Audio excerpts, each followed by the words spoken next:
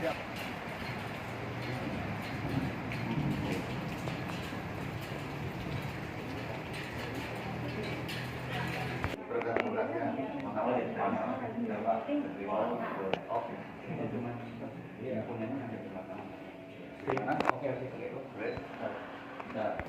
Oh iya, assalamualaikum warahmatullahi wabarakatuh.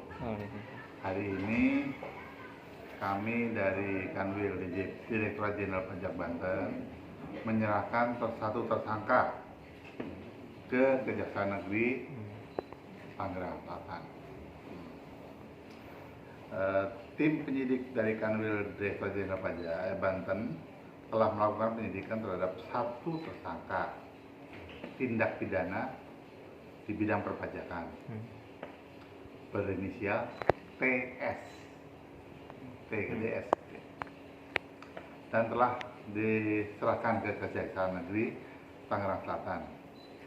Atas perbuatan tersangka dalam kurun waktu antara Januari 2015 sampai Desember 2016 telah menimbulkan kerugian negara sebesar 2,076 miliar, 2.076.826.870 rupiah. Modus yang dilakukan oleh saudara TS adalah dengan menggunakan faktur pajak yang tidak berdasarkan transaksi yang sebenarnya. Adapun faktur pajak diperoleh melalui saudara JM dan REB yang kemudian dikreditkan oleh TS melalui PT BPS, sehingga pajak yang dibayarkan oleh PT BPS menjadi lebih kecil dari yang seharusnya. Terhadap perbuatan tersebut, TS diancam dengan hukuman pidana penjara paling singkat 2 tahun dan paling lama 6 tahun, serta denda paling sedikit 2 kali dan paling banyak 6 kali jumlah pajak dalam faktur pajak. Kan dari faktur pajak ada jumlahnya. Nah itu.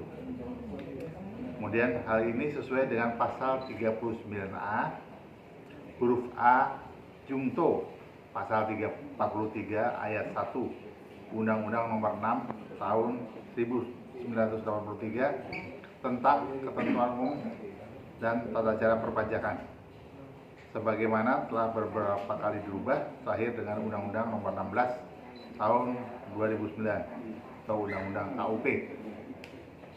Berkat kerjasama antara penegak hukum Kanwil DJP Banten, Polda Metro Jaya dan Kejaksaan Tinggi Banten, berkas perkara atas tersangka TS sudah dinyatakan lengkap oleh Jaksa Peneliti atau P21 dan telah dilakukan penyerahan tersangka dan barang bukti kepada Kejaksaan Negeri Tangerang Selatan pada Selasa 3 Oktober 2022. Keberhasilan Kanwil DJP Banten dalam menangani tindak pidana di bidang perpajakan merupakan wujud koordinasi yang baik antara aparat penegak hukum yang telah dilakukan oleh Kanwil Direktorat Jenderal Pajak Banten, Polda Metro Jaya dan Kejaksaan Tinggi Banten. Keberhasilan ini sekaligus menunjukkan keseriusan dalam melakukan penegakan hukum di bidang perpajakan di wilayah Provinsi Banten yang akan memberikan peringatan bagi para pelaku lainnya dan juga untuk mengamankan penerimaan negara demi tercapainya pemenuhan pembiayaan negara dalam APBN. Sekian. Terima kasih. Bahannya jual beli bahan bakar. Jual beli bahan bakar. Ah. Itu TS ini sebagai apa, Pak? Apa? TS. Pegawai. Direktur. Oh iya, direktur perusahaan tersebut. Usianya berapa, Pak? Usianya berapa ya? Sekitar 50-an. 50-an. Tadi kerugian negaranya?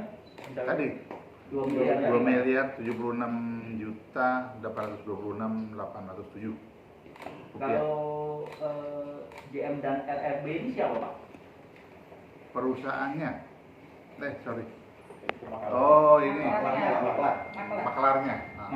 Nah, Oke. dan Bukan karyawan di perusahaan itu, bukan, Pak? bukan. Bukan, Pak. Berarti kasus itu memanipulasi perpajakan Pak, bagaimana? Oh iya. Menggunakan faktur pajak yang tidak ada transaksi sebenarnya. Palsu berarti Pak. Ya boleh. Kalau dua tersangka ini gimana Pak? Sebentar lagi masuk juga. Tinggal tunggu prosesnya. Apakah ada tersangka lainnya Pak? Ya, yang JM dan RRB tadi. Berarti yang duanya lagi masih dalam proses Pak? Dalam proses. Terus selama ini pemeriksaan bukti permulaan sudah ada 12 yang sudah ingkrah. 12 sudah ingkrah. Jadi artinya mereka mengungkapkan ketidakbenaran sendiri dengan melakukan pembayaran dalam proses penyelidikan atau dia naik ke DIK masih dalam proses. Itu ada 12 yang sedang tahun ini yang kita proses. Rata-rata modusnya sama nggak Bu sama ini? Beda-beda. Apa aja kira-kira modus yang bisa Ya, ada ini kan masalah mengutu dastor ada. Mengutu dastor ini kan transaksi yang tidak sebenarnya. Ada juga yang melaporkan SPT dengan tidak benar. SPT tidak benar. Lagi?